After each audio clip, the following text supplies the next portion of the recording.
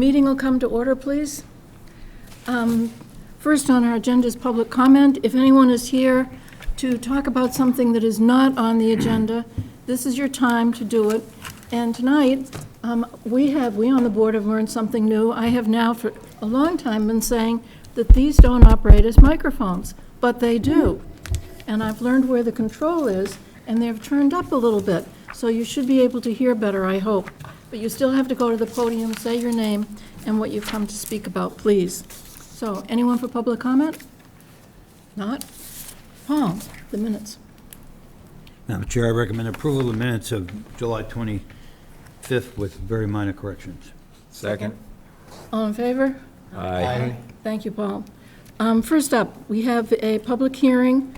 The applicant is David Zenga for a definitive plan application to create a one-lot subdivision on Beagle Lane, and the applicant has submitted a request to withdraw the application without prejudice. You will remember this particular application had a problem with a very old covenant, but it has since come to light that it was inappropriate to have a covenant. So rethinking is going on, and they will be back at a later date. So that has been withdrawn. You have to accept it. I move that we accept the applicant's request to withdraw without prejudice his application on Beagle Lane. Second. All in favor? Aye. Moving ahead, planning board decision. The applicant is the Conserve Group Incorporated site plan review application to construct a 28,681 square foot, two-story municipal police training facility at 81 Technology Park Drive. And we have that hearing.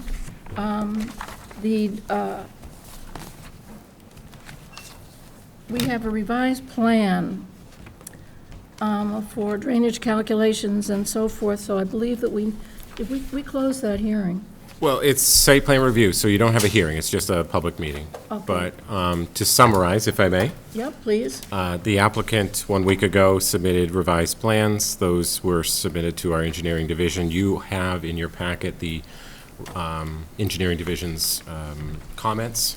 It all appears to be in order. There were a couple of outstanding issues that we identified.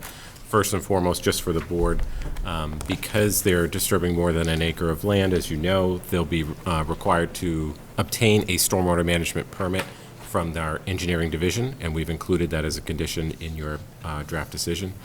And then the other component, which is a bit more murky, is related to the address of the property. So as you are aware, because you folks endorsed an A&R which split the lot 81 Technology Park Drive into two parcels, or two lots. That second lot is the lot in question in which they're proposing this development. That process of obtaining an address and a parcel ID is ongoing with the town. So if you are comfortable with it, if you're ready to read the draft decision into the record, when you get to the address, we'll just sort of allow perhaps the planning staff or myself to administratively change the decision once we have an official address for that new lot. So does that appear as a condition? It does not, and so that's why I bring it up before you this evening. So as long as you're comfortable, we'll just... And you can fix the address once you're sure of what it Correct. is. And then we'll work with the applicant to have them revise the plans to reflect the correct address, because right now they say 81 Technology Park Drive. But Simply we can go because forward now. Correct? I'm sorry. We can go forward now. Very good. Okay. Unless the planning board members have anything they want to add to this, we can hear the motion that we requested. Bob? Okay. Draft 8823, motion that the planning board votes to approve the application of Conserve Group, Inc. to construct a two-story, 28,681 square foot building for use as a municipal police training facility under Section 240-12.2 site plan review of the zoning bylaw for a site plan set entitled Site Development Plan, Municipal Police Training Facility, 81 Technology Park Drive in Falmouth, Massachusetts, 15 sheets, prepared by McKenzie Engineering Group, scale 1 inch equals 40 feet, right, dated June 9th, 2023, with most recent revision date of August 1st, 2023, and architectural plan set entitled Proposed Building, WHLH Phase 2, 81 Technology Park Drive, Falmouth, Mass. 3 sheets prepared by Conserve Group dated 4/2/2023, as well as a photometric plan and a drainage calculations with the following findings. The applicant, Conserve Group, Inc., is proposing to construct a 2-story, 28,681 square foot municipal police training facility with a 64-space asphalt parking area, associated stormwater infrastructure, a private septic system, and minor landscaping improvements. The undeveloped 134,568 square foot lot is located in the Limited Industrial B, LIB zoning district, as well as in the Coastal Pond, West Falmouth Harbor Overlay District, and the Wildlife Corridor Migration Area. On May 23rd, 2023, the Planning Board endorsed an A&R plan that divided 81 Technology Park into 2 separate parcels, Parcel A and Parcel B. The proposed project will be constructed on Parcel B, while the existing office building located on Parcel A will remain in place. The proposed building will be accessed using the existing 20-foot wide driveway located on the northwest side of the parcel, and the parking will be located in southern portion of the property. The project requires 64 parking spaces per sections 240-14-1E of the zoning bylaw, and the applicant has met that requirement. The fire department did not raise any issues regarding circulation on the site. Over 1 acre of land is proposed to be disturbed. Therefore, the applicant is applying for a stormwater management permit with the Town Engineering Division. Some of the proposed drainage structures appear to be in close proximity to the proposed modular retaining wall, and the Engineering Division recommended careful review for constructability. The applicant's engineer has indicated that the wall design will be coordinated with said drainage structures. The proposed landscaping plan includes a modest number of new planting areas throughout the site, including a mixture of trees, shrubs, and green areas. The proposed project will be in full compliance with the open space requirements found in the Falmouth Technology Park Development Agreement with the Cape Cod Commission. The applicant is pursuing approval for a shared septic system through the Board of Health and will be working with the Town Water Department for water service. The Planning Board finds that the information provided by the applicant conforms to all the requirements of finding pursuant to Section 240-12-2 of the zoning bylaw. The Planning Board review does not include a building code review, and the board defers to the building commissioner as to issues related to building codes and zoning. The Planning Board considered the submitted referrals and the applicant's response in this matter, and the board will condition its decision accordingly. Conditions: 1, the plan shall be constructed as approved. Any changes shall be reviewed by the Planning Board to determine if a modification of this decision is necessary. Pursuant to Section 242.1C, 2 of the zoning bylaw, no permit for full or partial occupancy shall be issued until the Planning Board is satisfied that the conditions of this approval and predecessor approvals have been met. 2, if a private contractor installs the water main, the applicant shall obtain an approved street opening permit and post any required bond with the Engineering Division prior to start of construction. The applicant shall complete the roadway restoration work as approved by the Engineering Division in the permit. 3, the Planning Department shall be required to sign the building permit and require submittal of a copy of the A&R file with the land court that matches what is shown on the submitted plan set prior to sign off on a building permit from the building department. 4, upon completion of construction, the applicant shall post the address for this building per Section 99-1, affixing with legible numbers required, time limit for compliance. The applicant shall contact the Engineering Division for address and assignment prior to issuance of a building permit. 5, construction of this project shall follow the town's soil erosion and sediment control standard conditions document.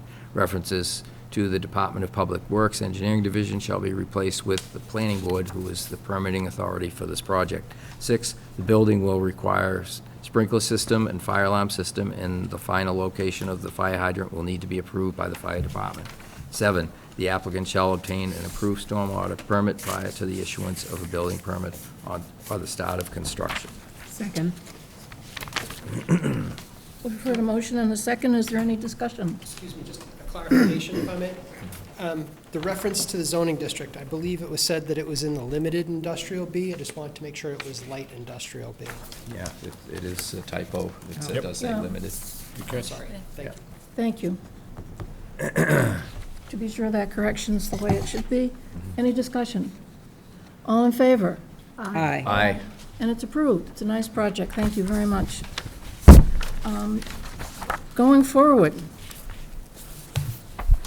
this will be a little bit more complicated, but equally positive, so that's good. We are going to, we've been advised, and it was advertised, right? No, not yet. That's the next agenda item. You're still dealing with the site plan review at this point. That's the draft decision that you have before you. Right, but I just wanted to know where we are on the advertising. It has not been advertised. That, correct, it has not been advertised. That will be a discussion item following this one. Okay. So we need to reopen in order to hear, no? No, site plan review is still open. Ah, So you- okay. Draft motion. So draft motion. Okay. Draft 8823, motion that the planning board vote to approve the application of Michael Galasso for the conversion of the former Royal Falmouth Nursing and Rehabilitation Center into a 71-unit workforce housing building with a 951-square-foot, 24-seat restaurant at 545 Main Street under Section 247.5 Mixed Residential and Commercial Overlay District and Section 240-12.2 Site Plan Review of the zoning bylaw as depicted on the plan entitled Site Plan Proposed Parking Layout for number 545 Main Street, prepared by Falmouth Engineering, scale 1 inch equals 20 feet, dated December 28, 2022, with the most recent revision date of July 7, 2023, as well as landscaping plan entitled 545 Main Street, Falmouth, Mass. Landscape plan prepared by TL Studio Landscape Architecture, scale 1 inch equals 20 feet, dated June 21st, 2023, as well as floor plans and elevations entitled renovations to 545 Main Street, 13 sheets, prepared by Keenan and Kenny Architects Limited, scale 1/8 inch equals 1 foot 0 inches, dated May 16th, 2023, as well as the photometric plan with the following findings. A 67,892 square foot lot is located in both the business redevelopment BR and general residence GR zoning districts in the coastal pond Falmouth Inner Harbor Overlay District and in the mixed residential and commercial overlay district, Mr. Cod. The property currently contains a vacant 52,686 square foot structure previously used as the Royal Falmouth Nursing and Rehabilitation Center. The existing 73-space asphalt parking lot has a one-way circulation system in place. The eastern driveway only provides access to the site, while the western driveway only provides egress. The front of the building includes a long concrete walkway with a concrete patio, while 2 dumpsters currently exist at the southeast corner of the lot. The property contains several catch basins located throughout the parking lot. The planning board received written and oral testimony that no drainage issues have been observed in the past. The existing lot coverage by structure is 20.8%, while the existing lot coverage by structures, paving, and parking is currently 75.6%. The redevelopment of this property includes converting the 52,686 square foot structure into a 71-unit mixed-use building with a 951 square foot, 24-seat Class II restaurant. In total, there will be 2 bunk rooms, 21 single rooms without bathrooms, 22 single rooms with bathrooms, 20 studios, larger single-room units with bathrooms, and 6 one-bedroom units. All the units other than the bunk rooms will have some type of kitchen facility as shown on the submitted floor plans. In addition, the building will include an 860 square foot gym, a 550 square foot laundry area, a 1,372 square foot in-house commercial kitchen, a 962 square foot commercial kitchen. Communal, right. A 660 square foot co-working space and 14 shared bathroom facilities. The project will be permitted as a mixed-use development under the Mixed Residential and Commercial Overlay District, Mr. Cod, with 26 residential dwelling units with 1-year leases, 45 commercial accommodation units rented for 30 days, a combined total of 71 residential dwelling units and a commercial accommodations units, and a 24-seat restaurant. No less than 7 of the 26 residential dwelling units, 25%, will be permanently restricted, subject to an affordable housing regulatory agreement, as affordable units rented for a minimum of 1 year period. Further, 100% of the 26 residential dwelling units will be eligible for inclusion on the town's subsidized housing inventory, SHI, as they have full bathrooms, full kitchens, and 1-year lease terms. Therefore, the planning board finds that the proposed development will provide affordable housing as set forth in section 247.5. The Executive Office of Housing and Livable Communities, EOHLC, formerly known as the Department of Housing and Community Development, DHCD, has indicated to the applicant that in order for the 26 residential dwelling units having 1-year lease terms to be included on the town's SHI, they would need to be separated from the 30-day rental term units as its own development through a separate ownership arrangement. This would enable the long-term affordability restriction to cover the required 25% of the residential dwelling units portion of the property and not the commercial accommodations units portion. If required by the building commissioner, a special permit must be obtained from the zoning board of appeals on account of the commercial accommodations component of the mixed-use Mr. Cod project. This proposed project is consistent with Falmouth's local comprehensive plan and housing production plan, as it creates housing density and diversity within walking distance to the downtown area. The commercial accommodation units, which will be rented for periods of 30 days. If a 30-day rental is renewed or extended, it may be for less than 30 days, and will respond to the need for short-term and seasonal accommodations for seasonal workers, interns, researchers, and students in town. The proposed project will be served by existing municipal sewer and water services connected to the building. Initial findings related to future wastewater flows for the proposed project indicate that the applicant will not need a flow-neutral variance from the select board. The application includes a number of new features which makes use of the renewable energy, such as roof-mounted solar panels, electric heat pumps, electric car charging stations, and solar power site lighting. The proposed project includes a total of 59 on-site parking spaces, of which 4 are accessible spaces that conform to the requirements set forth by the Massachusetts Architectural Access Board, 521 CMR 23. The applicant is seeking a 24-space parking reduction pursuant to section 247.5 F2D of the Mixed Residential and Commercial Overlay District, Mr. Cod, to fulfill the required on-site parking requirement. To be eligible for this reduction, the applicant has provided an all-electric car sharing program to be operated by Envoy Car Sharing Service that will consist of 2 vehicles available for exclusive use by the tenants. Additionally, the property management services will operate an electric 6-person van available to the residents of the building. Lastly, the applicant plans to provide 32 regular and electric assist bicycle parking spaces within bicycle storage lockers and at traditional bike racks located at the front of the building. To encourage alternative modes of transportation, the applicant intends to provide a minimum of 20 traditional and/or electric bicycles for exclusive use by the residents of the building. The proposed parking lot design allows for safe, convenient, and efficient access and egress to and from the property and circulation within the site. The turning radius of the rear of the building is sufficient for the town's fire department vehicles as well as other typical larger commercial vehicles. The applicant submitted correspondence from the previous owner of the property indicating that flooding was never an issue during their ownership period. The property is located in flood zone X, an area of minimal flood hazard. Additionally, after visiting the property and completing a review of the site plan, the town's engineering division determined that based on the existing topography and the number of and location of existing drainage structures, future stormwater flows will likely be contained on the property, and therefore no new drainage calculations or mitigation measures would be necessary. The proposed landscaping plan includes a number of new planting areas throughout the site and improvements to the front yard, including new walkways, sitting areas, and amenities that create a more pedestrian-friendly environment. With the introduction of planting areas and pervious pavement treatments, the future lot coverage by structure paving and parking is to be reduced to 69.7% from 75.6%, bringing such lot coverage into compliance with the Mr. Cod requirement. However, if the bike lockers are considered structures, they will marginally increase the non-conforming lot coverage by structure to 21.3% from 20.8%.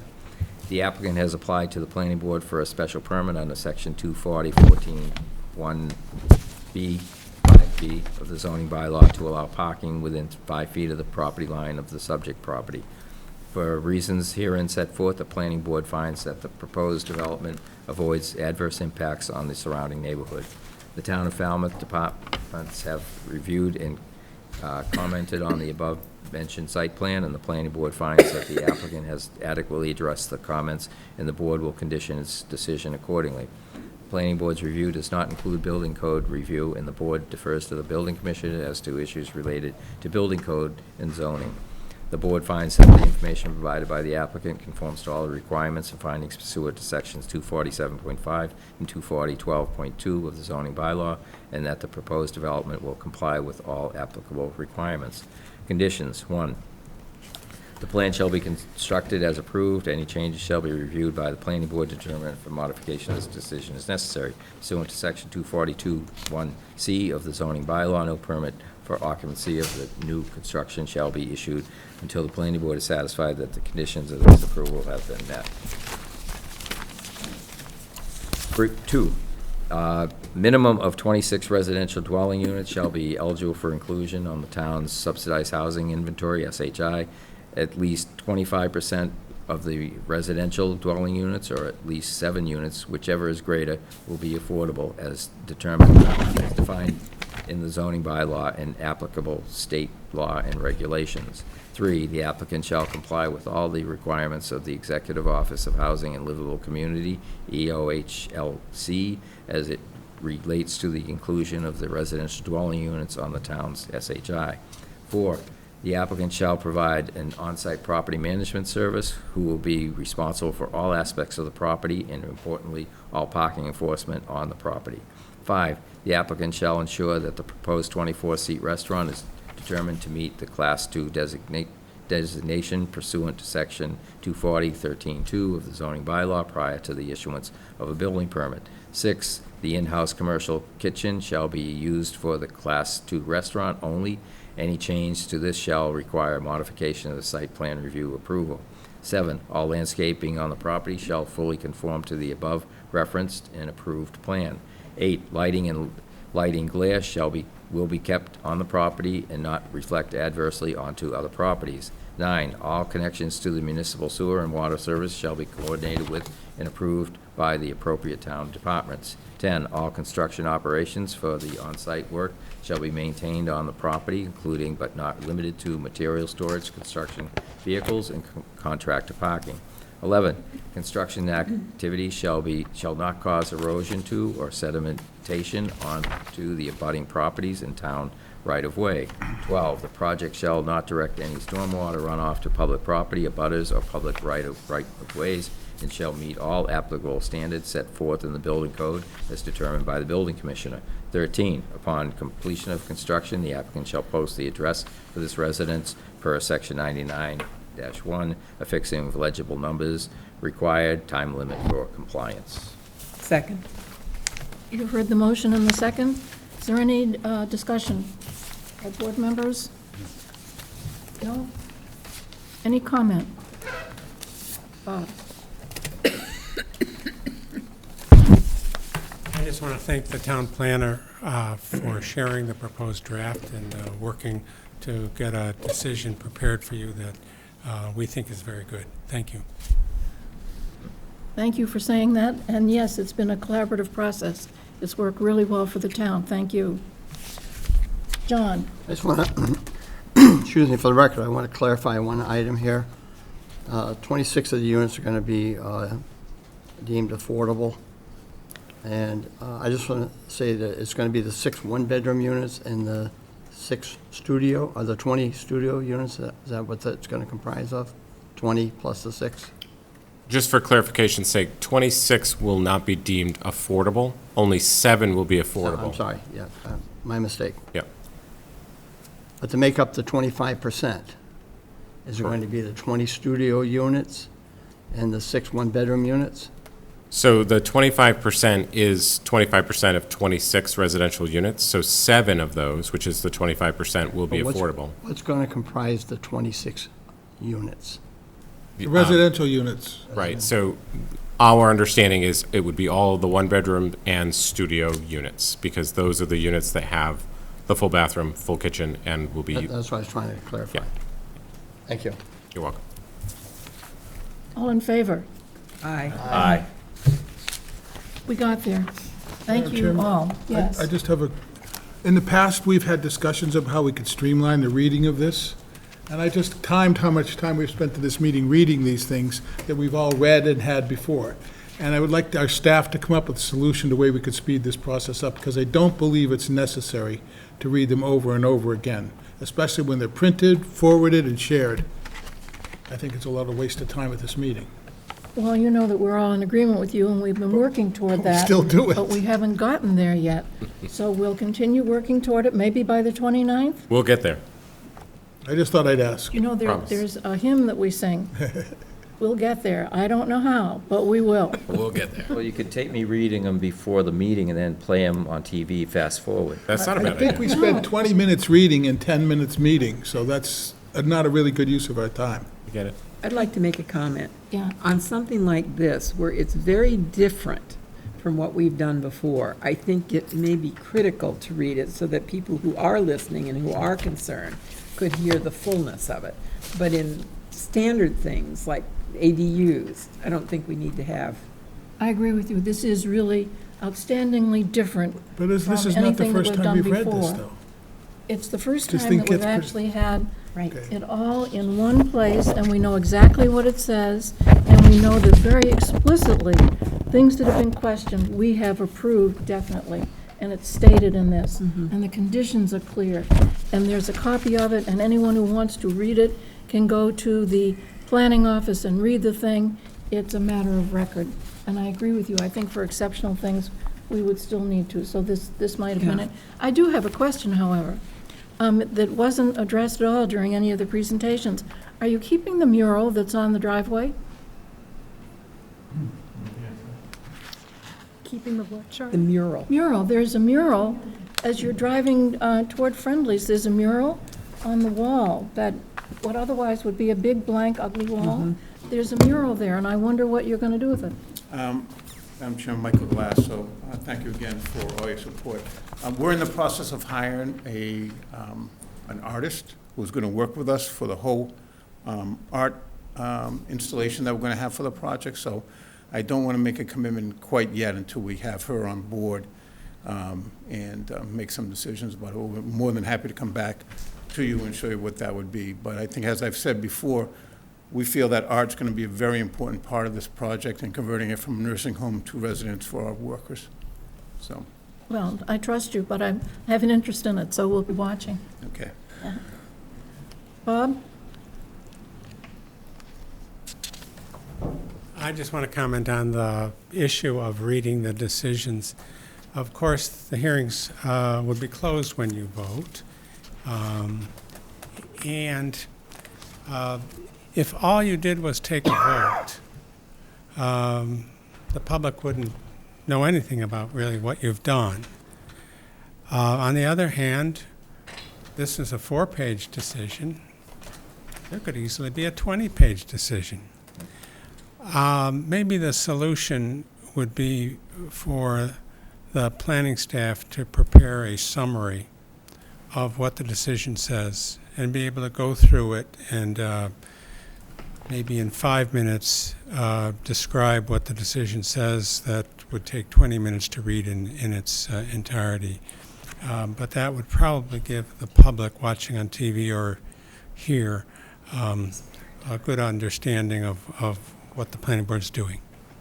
Well, we are thinking alike. That's what we've asked for, because a lot of the citations we don't really need to hear again.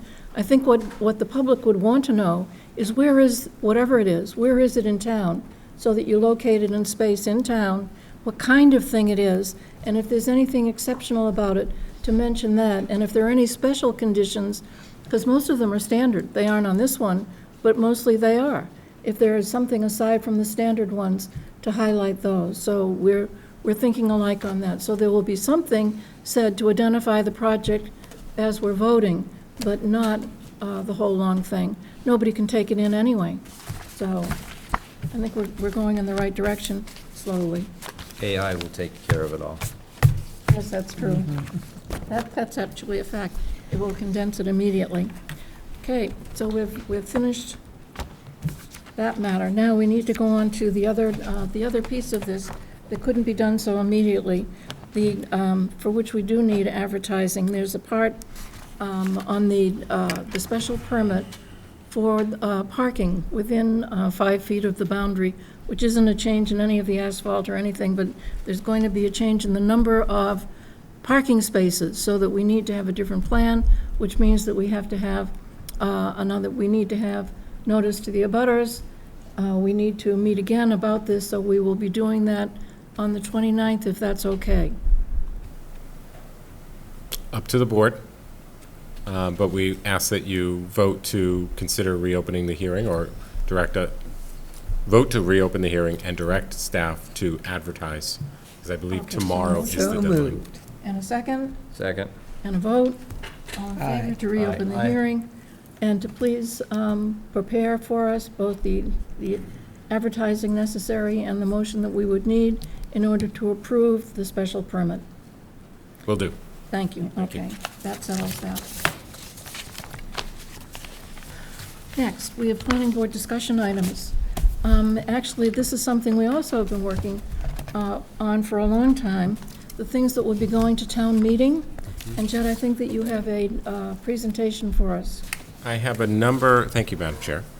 I have a number of items that, unfortunately, I was only able to finish right before the meeting, so you may not have seen them. However, these are documents that we've shared with you folks in the past. So there are a total of 4 articles that we'll be proposing for you to consider. The first is what we consider to be our laundry list of minor errors or omissions that occurred when the recodification was approved. And those are simple things such as the reference in this particular section is incorrect, and it's supposed to say 246.1B, and it really says 246.1C. So minor things. There are also some issues with the use tables and the uses of the word, or the letter N, and actually we found an instance where it says the word no. So it's minor cleanup things. There's also examples of information that was left out. So as an example, in the business redevelopment old code, there was language about shared parking agreements. We sort of talked about it a bit during this previous application's process, but that language was left out when it went through the recodification process. So that's included in that first article, errors and omissions. Correct. And at the point this goes to town meeting, there will be slides on it. Yes, So there'll be, yeah. yes. And when we open, I don't have it. I think you might have them there. and when we open the public hearing, obviously 4 we'll of them. explain We each that have a in further pile of detail. 4. I don't know. Do you have them? Didn't we each get these? Yes, you Mine's all should have 4 somewhere in copies. Where Underneath is, your packet, where is it? underneath his Sean, I packet, think these are mine, those are yours there, Oh, right there. his folder, These are yours Paul. here? underneath your folder. I think these are mine. no. These I brought with me from home. Oh, well. These are just the things that we've already completed tonight. That's what I took out of here. Should have blue text on the top. You got them too. Look for the little crinkled edges. Those are yours, right? I got mine here, sorry. Okay, got 'em? I don't have it. I read them. Let's share. Here. There you go. Oh, there it is. So, Okay, but I've got to get a copy though. well, you will.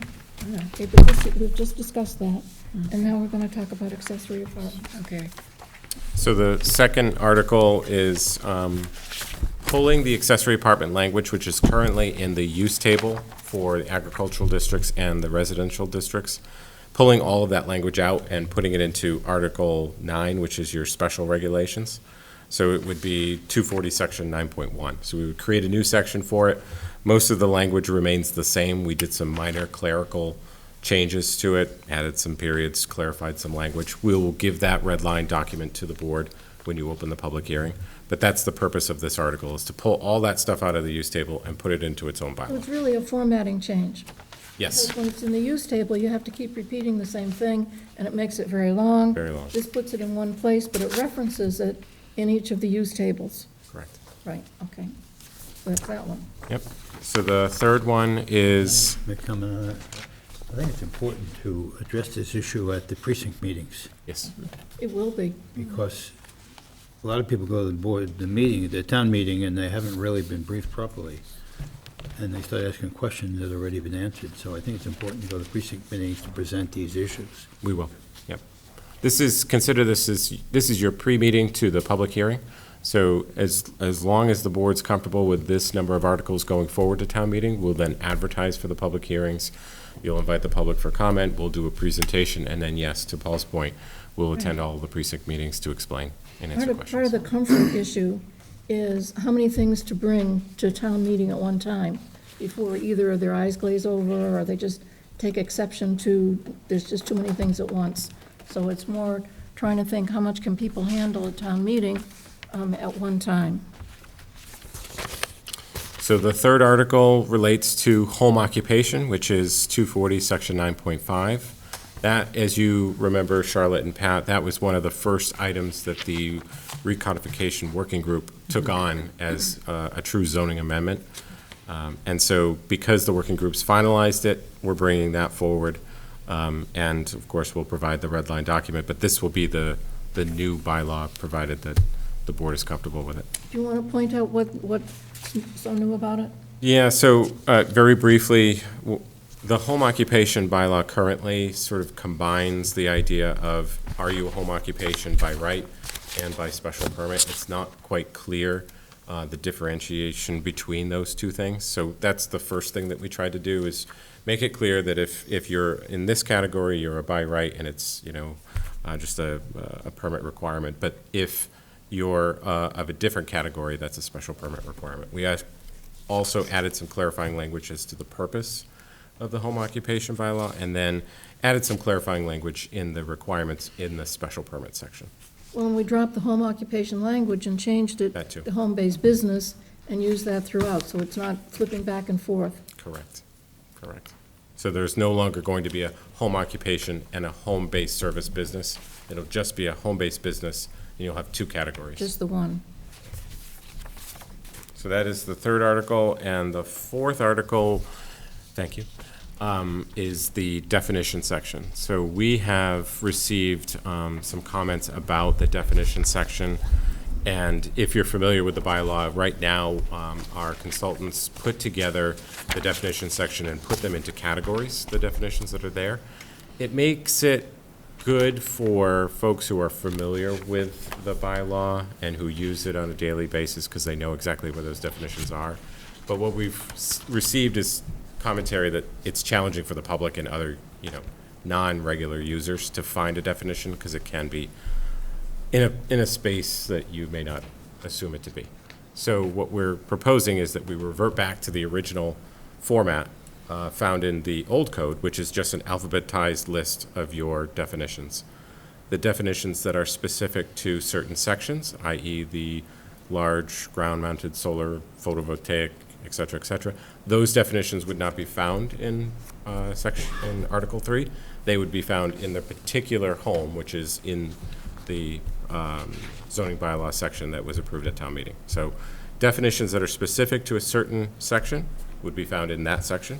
Definitions that apply to the entire zoning bylaw would be found within 243.3, and they would be alphabetized for ease of use. There was a lot of conversation about this, because everybody categorizes things differently, and if you can only look it up because you know in advance what group it was put in, then it's going to take you a long time to find anything. So one of the suggestions was to do exactly what's going to be proposed, but what apparently has been dropped is that would in addition be an index at the back, so that, because if you're doing it alphabetically, definitions at the front, the definition itself takes up some space, so you don't really see the whole list. But in an index, it's condensed, and you can find things quickly. That Thank still you. might happen. Thank you for reminding me. I forgot about that part, but yes. keep the index. There is one there now, but I think it will help with those specific definitions which are found in a different section of the bylaw, saying, go there for these particular things. So it'll be the fast look up at the back. Correct, yeah. So those four, what do you Those are the think? four. Any thoughts? Yeah, Bob? just on the home-based business, number 3, under the requirements, it says that there shall be no storage or use of toxic or hazardous materials or flammable or explosive materials in excess of normal household quantities. Now, if you have a business that uses certain things, it's going to be in excess of normal household quantities. What's the normal household quantity? I mean, I own a bunch of boats, so I have a lot of boat paint. I don't think everybody here would have that same quantity of oil-based paint. So, I mean, that to me, how do you determine that? Normal is in the eye of the beholder anyway, but Yeah. I think this is lifted from the existing bylaw. It's not Yeah. new Yeah, and hasn't been a problem over the years. yeah. I was just curious. Bob, the same thing stuck out to me, and I can't figure out, I've thought about it. Yeah. I can't figure out how to change it, because you're absolutely right. Yeah, yeah. Unless you have some condition about using bomb cabinets or something like that, for anything that's flammable or hazardous. But then you get, Yeah, then you get to, yeah. I mean, I just saw that and I thought it was kind of funny. But but we've had it for a long time, and it's never come up as Yeah. being a problem, and that's what I had to come down to, but it's Yeah, normal household use. Yeah, well, I mean, some people might want to keep, a case of bleach around. yeah, And some, well, a quart's enough for me. And so what's normal? yeah. Also, would be a special permit through the Zoning Board of Appeals. Their representation has not mentioned it in their review of this. So they haven't had an issue with the Zoning Board of Appeals yet, or enough to make it need to be changed. Yeah. I mean, how would you know anyways, what somebody's got in their garage? Right. I was just curious, that's all. Other comments? Do you think this will do at town meeting? Oh, Bob, yes, please. I had something too. Oh, Thanks. I'd like to comment, and I'm glad to do it at this early stage, so you can think about it, about the accessory apartment bylaw. I know that the planning board has been very proud of this bylaw and the number of apartments that have been created over it in the last couple of years. But I think there's a significant problem with it that's really holding back its full potential to help with the critical housing crisis that we have. And that's the requirement for owner occupancy for 7 months of the year. First of all, it's not clear what that means. Does a homeowner in Boston who comes down every month of the year, or at least is there at some time, they're occupying the house at some time during 7 months of the year, does that do it? And it's not clear what that means. Does it mean only people who vote here because they're here 7 months of the year, that they're living here? Is that what it's trying to do? But the question is why? Why is that in the bylaw? What does that add? Why is it important? It's not an environmental reason. The environmental protections are elsewhere in the accessory apartment bylaw, limiting the number of bedrooms that are allowed based on the size of the lot, or whether it's in an overlay district and requires denitrification. So that doesn't have anything to do with that. Does it have to do, the owner occupancy requirement, of having supervision over the apartment? And the question, is that really necessary? Because it's really holding people back from using this bylaw. If to have accessory apartment, you have to have owner occupancy. What happens when the owner can't live there anymore? When the owner dies and now the property is owned by 4 kids, none of whom live there or who share it during the year. What does it mean? And what happens when that ownership isn't possible anymore? What does it mean when a property is owned by a entity like an LLC? What's owner occupancy mean? Can multiple beneficiaries share that occupancy? But again, I come back to what good is it doing? A lot of owners of property would like to have an accessory apartment and rent it year-round to somebody who will be there to supervise the property and just be a presence on a property when for a portion of the year, maybe most of the year, the owner isn't there. To Who have was this here when this was requirement, drafted? in my opinion, this requirement does us no good, serves no good purpose, and holds back the creation of affordable housing. The other thing I'd like you to consider is the arbitrariness of the 800 square foot limit. Now, for new construction, okay, that may make sense, but we have multiple instances where people come wanting to do an accessory apartment and they happen to have an accessory structure that's 900 square feet. Or the way the house lays out, without expanding the house, they want to create an accessory apartment, but it really makes sense to use the rooms the way they're laid out, or the second floor or something like that, it's 850 square feet. We ought to put in some discretion for existing structures.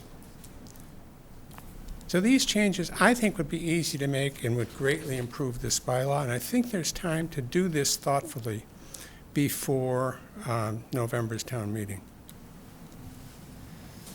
Comment. Bob? Yeah, I agree with what Bob just mentioned about the 900 square feet versus the 800 square feet. And originally, it was to prevent the idea of duplexes. You know, we didn't want somebody, if you said 50%.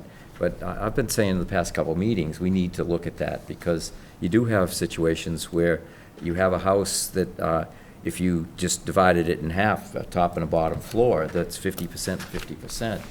And it prevents people from doing it because it is a lot easier to divide a house that way than it is to carve off 40% of it and make it work. I think we should have some flexibility with the square footage. And that could be lot coverage, it could be the size of the lot, it could be the septic system. There are other conditions that could help that out to allow people to have a larger accessory apartment. I don't see why we really need to limit it to 800 square feet. I think we should have some flexibility in that. Pat? All of this has come up before, and the major reason for having it owner-occupied, and one of the reasons we felt it actually did pass town meeting, is because people didn't want them to become party houses. And that was one of the things that people insisted on, that the owner be there to, as Bob said, keep an overwatch on it, make sure it didn't become a party house.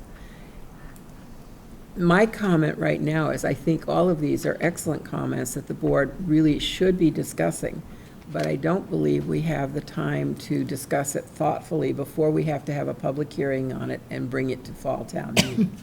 Because this is going to take, I think, a little bit more thought time on it. As far as the 800 square feet, yeah, we could do that fairly easily, but the others, I think, become more major changes. So you're saying hold it for another time? I'm not saying hold it, I'm saying do what we need to do to get it where it should be within the bylaw, and then bring up these changes in a more thoughtful manner. So come back Perhaps to it spring again. town meeting. Any other comments? Pam? So I've been through this before, and I can tell you that my experience was as soon as somebody brought up not having owner occupancy for a period of time, a long period of time, the neighbors were up in arms and would never pass town meeting because people are concerned that if it's rented for however long during the year, both units, that not just party, but unkempt, uncared for, and that as soon as you take that responsibility off of the owner, and it goes wherever, to whatever entity, then it can easily ruin the character of the neighborhood. And I personally would never be able to support that. That's right, go ahead. Yeah, I pretty much put all these things in the bylaw, and it was done to get it through town meeting, because we didn't have a town meeting, we couldn't get it passed. So it was frankly put it in to get it through town meeting of objections. Maybe town meetings changed their opinion. I don't feel as strongly about it anymore, but every single one of the things Bob's brought them up to me many times, were all done in dealing with planning board members and trying to get the town meeting vote, and they were all solutions to objections. Every single one of these was a compromise to get it through town meeting, and that's how they got there. Whether they make sense or not, I don't care. I was just trying to get the bylaw passed. John? I'd like to ask Attorney Almond how he would adjust the 7-month requirement. Say Before that he again, does John? that, Couldn't hear you. I'd like to say that since then, since this was passed, quite an issue has come up about regulating short-term rentals, and this would be adding to that. So at a point when we're trying to think of how can we control neighborhoods to not be so filled with short-term rentals, particularly LLC kind of things where investors come in and buy first one house and then another, and pretty soon, most of the neighborhoods for rent. Adjusting this is a step going against the idea that we would somehow regulate short-term rentals.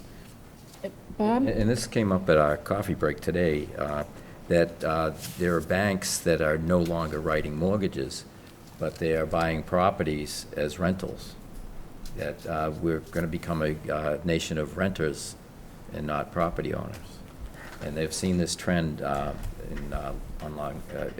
in bigger cities now, where Right. the banks are, I forget what bank he said, I think it was Chase or some big bank, or Banks and venture capitalists and yeah, equity it was funds. some big bank that is no longer writing mortgages, so. John and then Bob. I still would like him to answer that question. Okay, now Bob?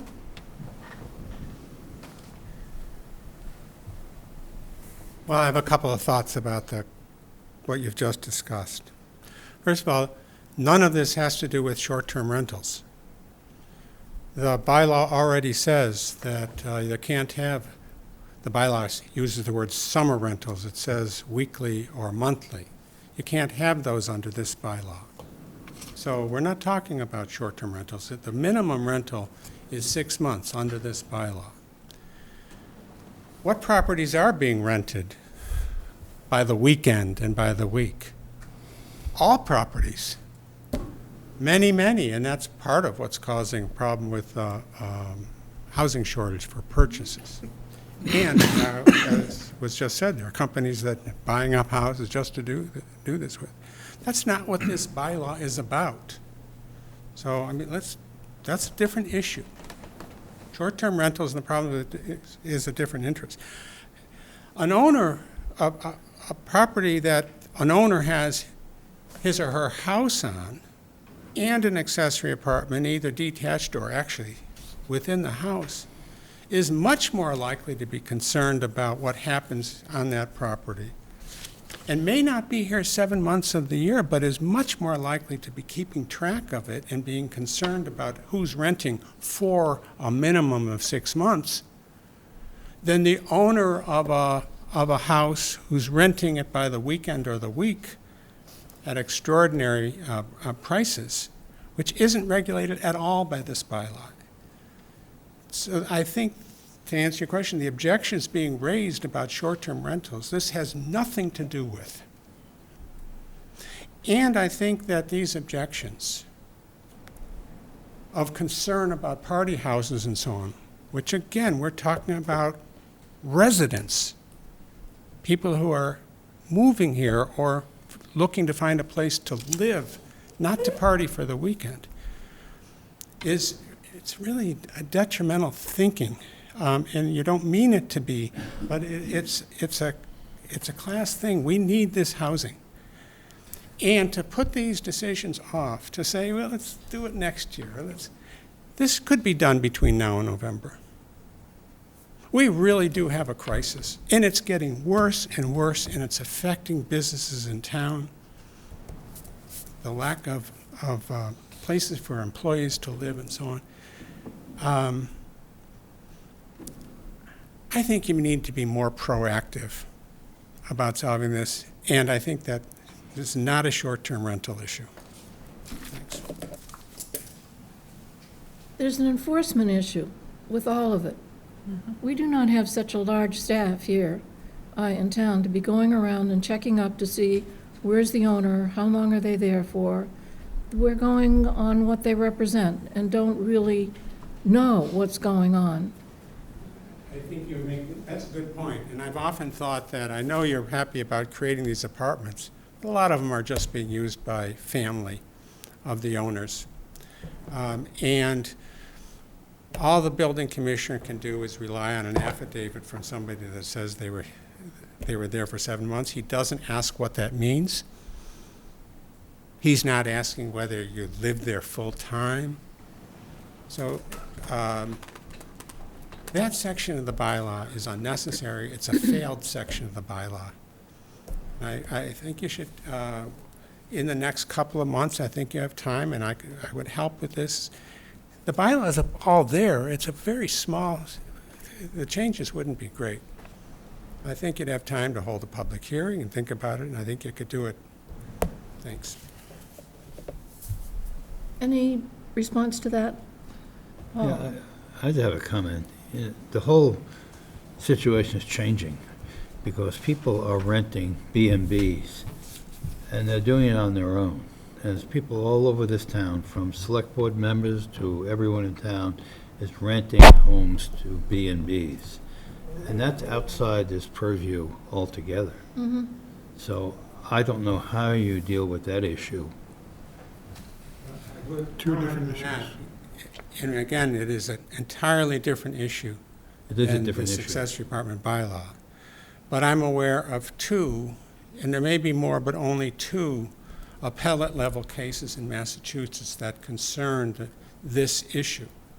And in both cases, the court has held that rental of your house for less than a month is a business activity and is not an allowed use in the residential zone unless the bylaw specifically says so, which Falmouth does not. With an exception. Falmouth actually does say that in a residential district you can have commercial accommodations. Now, what is rental by the weekend or by the week if not rental to transient guests, which is the definition of commercial accommodations? If people want to rent their house by the week, they should come and get a special permit from the Zoning Board of Appeals that makes sure that the lot is big enough, that there's parking, that there may be some conditions and so on. Nobody does that, and the town has never enforced the bylaw with respect to that. And I don't know what the solution is because there is no appetite for preventing these rentals because so many people are doing it. They are. But in fact, that's what the courts have said.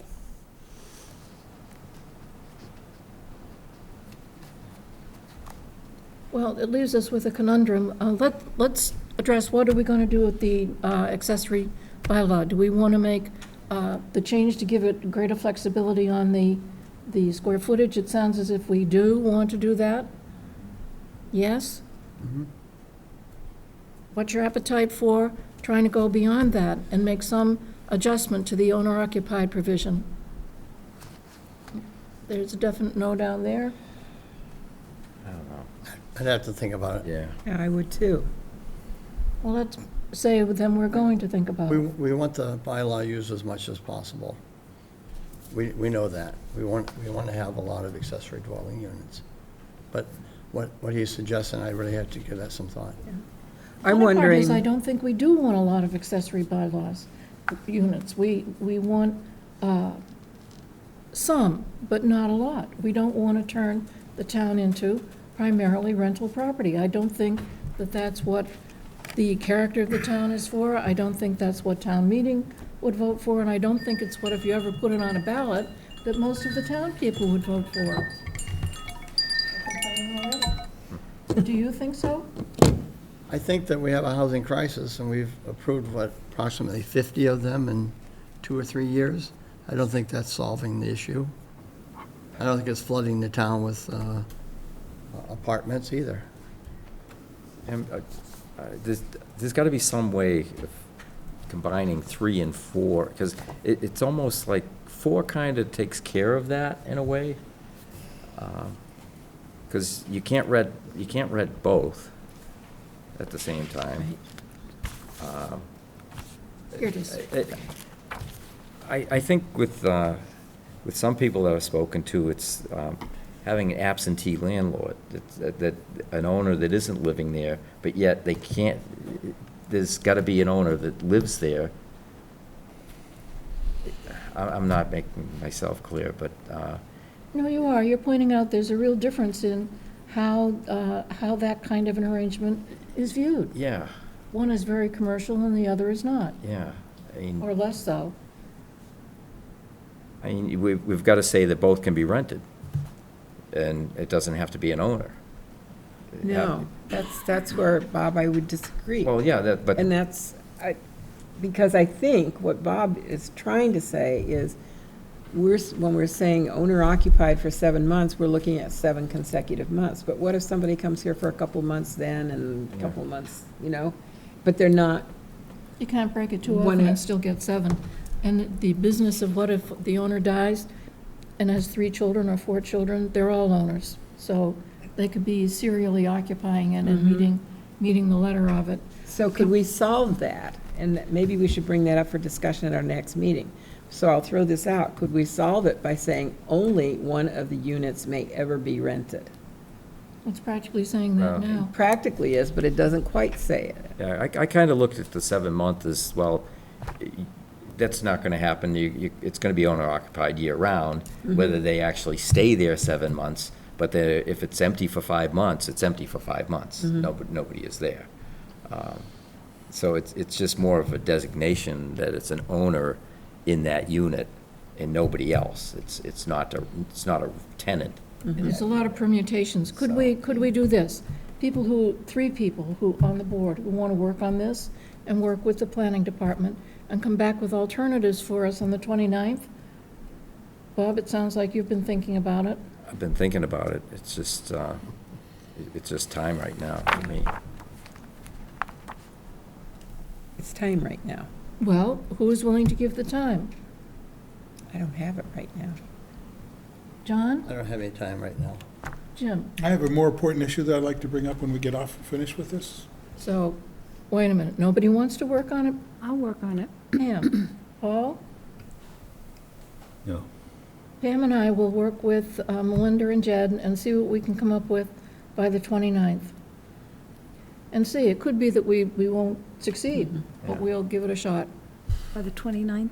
Yeah, because we have to hold a public hearing. Correct, you still have to Right. have a hearing. Yeah, So we've you got could others. discuss it at the public hearing. Last 2 weeks of August, I've got my kids here. They won't miss you for a couple of hours, Pam. I hope they do. We It can doesn't- work it out. Okay. It doesn't have to be done before the public hearing. You can discuss it as the public hearing is taking place as well. Yes, but that's awkward. We'll try to get together before then Okay. and see what we can do. Okay, good. Do you need any other direction from us on this tonight? Other than it sounds like you're comfortable with the 4 articles coming forward and being advertised for, I had something I didn't get to express before we brought it to the others. I think there's a flaw in Mr. Cod that we need to talk about, and what I would like, and I hear from a lot of people that are trying to work with it, and a lot of people just end up punting because it doesn't work. And the biggest problem is there's no flexibility on the 3-story issue. That there's in order to get the housing on the square footage, on the same footprint, that many people are telling me we need to do the 3 stories, and it's unrealistic if we think we're going to solve the problem and not do that. I know it's a tough discussion because people don't want to change the look of our town, but the people that build these things say that's how you do it. Okay, because you could get more units if you have the extra square footage to do it. So I think we should spend some time in ironing that out, and I think that has a much bigger ramification than the accessory apartment bylaw, because that is, this is stopping projects from, what the people are doing is just giving up on doing Mr. Cod, say, what the hell, we don't have to, we'll do 40B, and we're not gonna argue anyways, and boom, and they're off. And that, our whole object was to try to get them to work with us and turn it into, where it was a design review that we had in the appropriate place that we could do it. But I think we've handcuffed ourselves in order to get the bylaw passed, and I think it's a flaw in the bylaw, and I think we need at least to discuss it, because I really think it is. And second thought, I went along with it to get it through, but now I see as a real obstacle of why people aren't going forward with our plan. I'd just like to bring that up for discussion. I think it's real important, much more so than the accessory apartment bylaw. Comment? No reactions? I agree. Oh, I agree. We should discuss it. go ahead. Doesn't have to be on a hearing. Yeah. I mean, I was just, We've, It's the If we're most allowed to appropriate thing, but discuss if the board is interested in us drafting an amendment that would go up to 3 stories, we can do that fairly quickly. that wasn't the only problem that we saw no, with but just Mr. one Cod. of, it's just one of them. Yeah. Right. But that is the one that I've heard feedback the most when I talk to people that say, why aren't you doing it? Because they say, well, it's ridiculous. We can't make it work within that box. We can also look deeper into it, into making sure that you can actually do what you're asking to do without conflicting with the current bylaw language and creating issues with variance requests and all of that. So we can take a deeper dive into that if you want. I mean, part of the thing when we went down this road, okay, is I was really pushing for form-based code. And then when we came up with Mr. Cod, it got us 90% of what we wanted anyway, and we didn't really have to go through form-based code. And let's just do design review and move this forward, because John was one, and I said, yeah, let's go, let's get it started. But this is a hurdle we're hitting on some of these projects on the height restriction.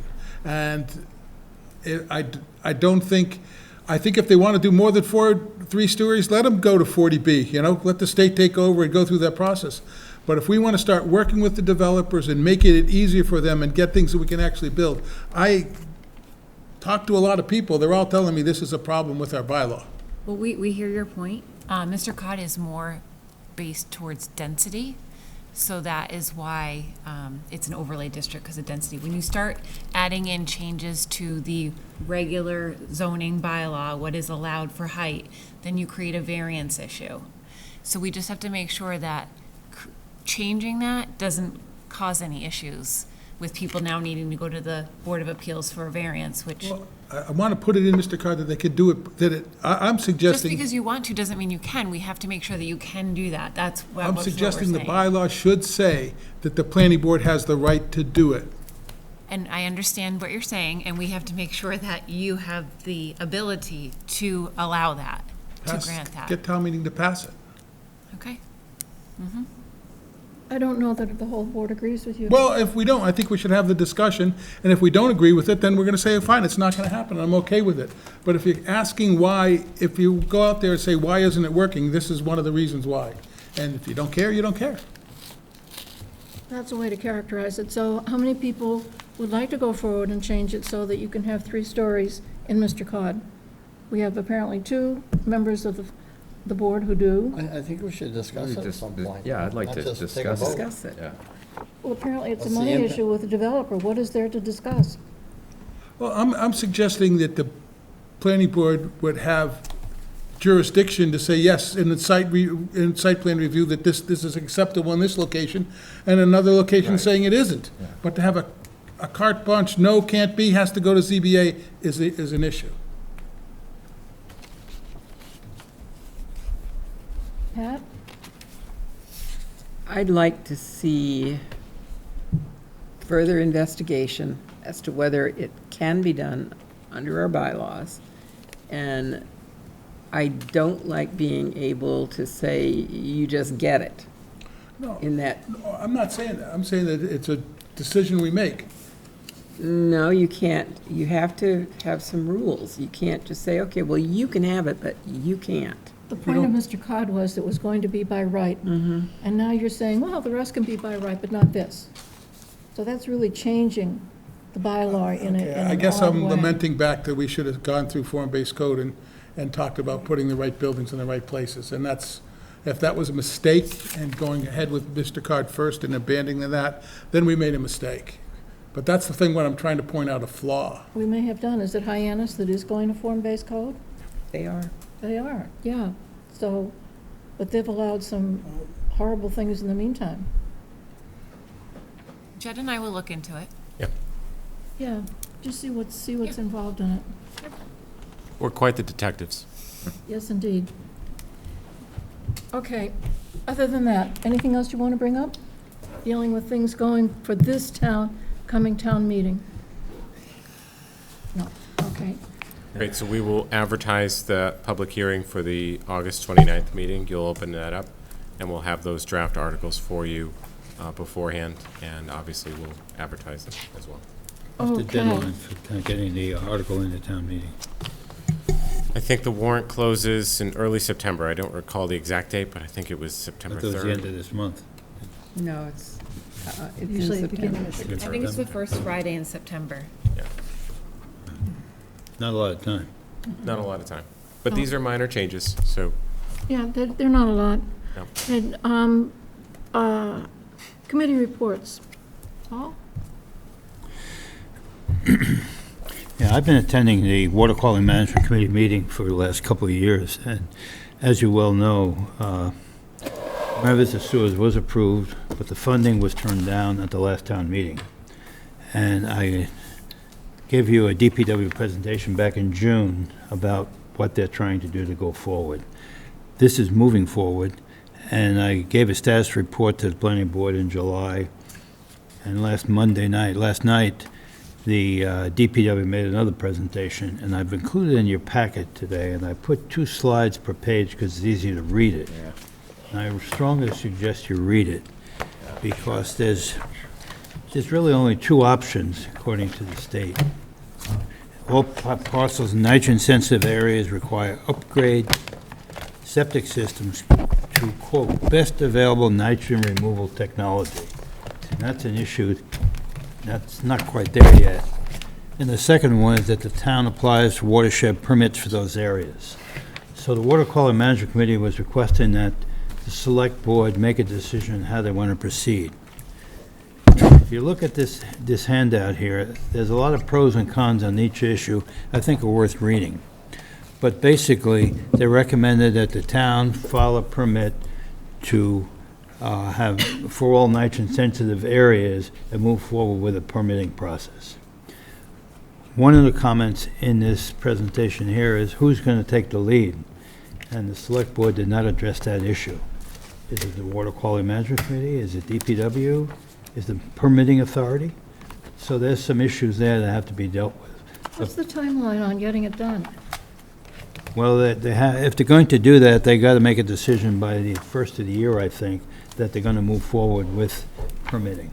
So there's a little bit of time. But there's a lot of extraneous issues going on, but I think it's a good idea to read through this document because it lays out the pros and cons of both the 2 issues and what would be recommended by the town. Well, if they don't do it, if they don't go forward with the permitting, individual homeowners are going to get really socked. Yeah. And they're going to have to put in innovative Right. alternative technologies, which Which don't work. That don't work well, they're right? not working, they're not available, nobody can do it, it's very expensive, the monitoring is expensive. There's a lot of very serious issues with that.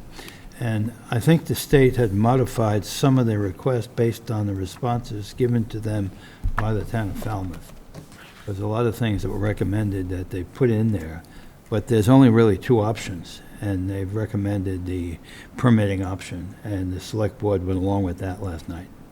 When this was first put out, there was quite a bit of talk about, well, this will never happen, it's unenforceable, they're not going to do it, and it will kind of die of its own weight. Well, then it reverts back to the individuals putting in an IA system in the nitrogen-sensitive areas. and to the state enforcing that. pretty much everywhere. That's where it would break down, right? So it's a big issue. Yeah, where are our state representatives on this? I mean, to me, this is a state issue. It is. I mean, Yeah. people from all over the state and all over the country come here, so it shouldn't just fall on, when they cleaned up Boston Harbor, that was the greater Boston area, that, and you heard from people in Concord and people west of Boston complaining about, what do I care about Boston Harbor? But they benefit from it as well. I mean, the whole state benefits from this. Because you look at not only the cost of putting a septic system in, when you look at a lot of properties, and my own included, just ripping up my property, you're looking at $20,000 or $30,000 to restore what's there, on top of the cost of a septic. I can't afford that. You know, to me, it's an unfunded mandate, and I had a conversation with Representative Fernandez about it, and he said, well, they're kind of doing this as kind of a stick to get the state to do something. If we tell the voters that this is what you're going to do, they're hoping that the voters will get on the legislators and get them to do something about it. But they don't. Yeah, yeah. And right off the top of the bat, you could eliminate 15% of the nitrogen loading with fertilizer. You ban fertilizer, you see people cutting down every damn tree on the lot and putting in a lawn. I mean, Cape Cod was always pine needles, sand, and scrub pines. And now we got lawns with chem lawns showing up every other day, you know. And it seems to be all these people right on the estuaries. You drive along, going to Green Pond, you look at all these houses that have just been torn down, and nice big lawns in there. I mean, come on, we got to get real about this. And somebody in the legislature or in the chem lawn lobby or something, I mean, you know. Come on. Saw this happen down in Cape Hatteras, too. People putting sod lawns on sand dunes next to their in-the-ground swimming pool. 50 feet from the beach. Oh, Read the handout. We will read the handout. It is. I read it today. I gave it to my wife to read, too. I'm going to bring it to coffee on Friday. Really stir things up. I might add, I think Amy Lowell's doing a very good job in presenting these issues and putting together the package. I mean, she really has a handle on it. Yeah. Yeah, And she's done quite a good job with this. yeah. Make sure you bring your glasses, because I don't know how you can read that legend on this front page here. Yeah, I have a magnifying glass, too. I gave you a larger version. The last one was 6 per page, and I don't think you Oh, could I'm read just saying it. this type right here. Well, no, it's on your computer, though. I know, you gotta look at it on the computer, So, yeah, you yeah, can't. so you can We can't magnify read it. it, we should have it up there. Yeah. Any other committees wanting to report? Pam? I'm just going to say that the Affordable Housing Committee is really, seems determined to have a tax and, you know, on a transfer of properties like Nantucket did. So it's going through the motions. It's taking a long time, but could happen. They don't seem to be following John's advice of several years ago, that they should do it the way they did the conservation land, bond it. Nothing came of that, and that was a really strong proposal. Other committees? Any announcements? Oh, Planning Department report. Any department report. Oh, excuse me. Just two things. The recodification working group meeting is scheduled for tomorrow, so it'll be at 11:30 a.m. We are looking at possible definition changes for the home occupation / home-based business bylaw that we just handed out this evening, because as associated with that, we may need some new definitions. But that meeting is going to be tomorrow, and then we have Emerald Properties Project. I gave everyone a flyer. That public meeting is going to be held at the East Falmouth Elementary School tomorrow night at 6:30. And it's a public meeting. All are welcome to attend. Kim Fish and I will be presenting the project once again, and then, of course, taking public comment about the conceptual master plan that we have currently. So those are two items. Unfortunately, there's two conflicting meetings tomorrow night at the same time. One is the East Falmouth Village Association is going to have a presentation on Minot Roadway and so forth at their meeting, and DPW is going to attend that. And I understand that Sue Moran is having a kickoff tomorrow night at the same time. So I don't know what that does to your attendance, but there's a lot going on tomorrow night. It's a busy evening. Sue's thing Well, is Thursday night. Thursday. Sue's Thursday night, yeah. Thursday night, not tomorrow At the night. winery. Less busy. Hmm? It's less busy tomorrow night. There's been Thursday night. quite a bit of pushback for your project. No, Yeah, I think the tomorrow night. neighborhood is concerned, as any neighborhood would be. Oh, this is Wednesday. That's tomorrow Oh, I was night. thinking Thursday. Um, Sorry, I didn't bring it No, up. it's okay. I think it's worth stating, we're the town, as we heard tonight from Attorney Ahmed, we're dealing with two significant crises right now in relation to, affordable housing and water quality. Those are two very important topics that this project is trying to address. As everyone knows, you increase affordable, or you increase housing anywhere, and you're contributing to the water quality issue that we have. However, we need to produce housing, both affordable and attainable. So it's certainly a challenge. Looks like these are going to be looking like the ones that were put up by the service center. So those were just images that we put on the flyer, not to sway anyone in any way, but tomorrow night, we do plan to provide some images of affordable housing that's been produced in town to say, these are some examples within town. Go look at them and view them, and don't knock on And they do anyone's look door. pretty good. And they'll be right on 28A, won't they? They're 28, they won't be No.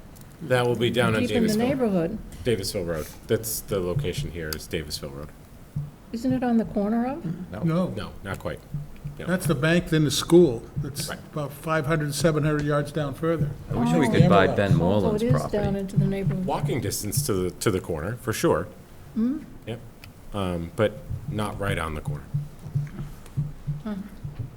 Well, I could suggest adding more detail to the sides of the buildings. It's always worked when I'm working on designs. I think just flat walls and windows can be pretty boring, and there's things you can do. Just a little bit of relief changes. It does cost a little more money to Yeah. do that, but it changes the architectural view. Makes it much more appealing when you do it. yeah, look what it did to 704, and that's an immense building. So So- maybe push your architect to dial that up a little bit. Yeah, and like we've said it at the meeting in front of you folks, is, we're really at the preliminary stages of this. It's really all about just trying to get folks' comfort level as to the finer points, right? The number of units, or at least a ballpark, so that we can report that back to the select board and say, this is what we heard. But the point is very much, it depends so much on what it looks like. Yeah, certainly. And to get the neighbors to not object to it would be having it looking better, would be help you Having solve that pictures. problem, is what I'm trying to get at. Yeah, I know it's preliminary, but sometimes just getting the plain box approved, that's what they don't like. So that's all we have for planning department currently. Okay, any announcements we haven't gotten to? Future agenda items? I think we Got got enough. We have enough? Okay, in that case, the next meeting will be August 29th, and hearing no objections, the meeting will be adjourned.